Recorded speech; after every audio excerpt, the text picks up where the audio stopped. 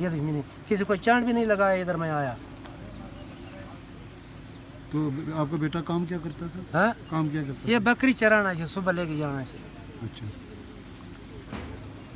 کتنے بجے گھر سے کتنے بجے نکلا؟ کوئی تقریباً 9-10 بجے. 9-10 بجے. تو یہ کتنے بجے پتہ لگا آپ کو؟ یہ میرے کو لگ گیا 2-2:30 بجے.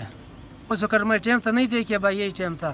میرا بھانجا تھا، اس نے فون کیے تھے کہ ماما ادھر آ جاؤ فلاں جگہ پر، ادھر یہ میلہ لگتا ہے داند گھوڑوں وغیرہ کا، یہ جو بجاتے ہیں، ادھر آ جاؤ. تو میں بولتا میں کیا بات ہے، کیا تم آ جاؤ ادھر؟ میں کیوں آؤ، کیا بات ہے؟ انہوں نے بولا ادھر آ جاؤ، ہمارا ضرورت ہے.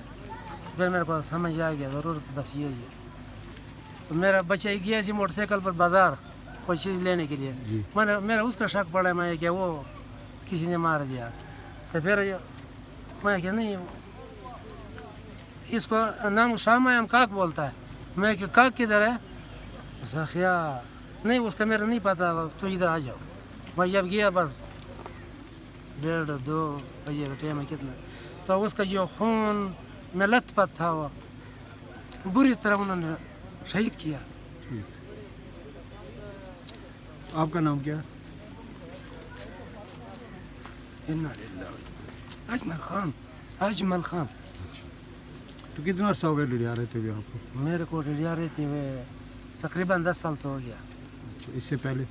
اس سے پہلے ہم ادھر منڈی بولدی میں رہتے ہیں. اس سے پہلے؟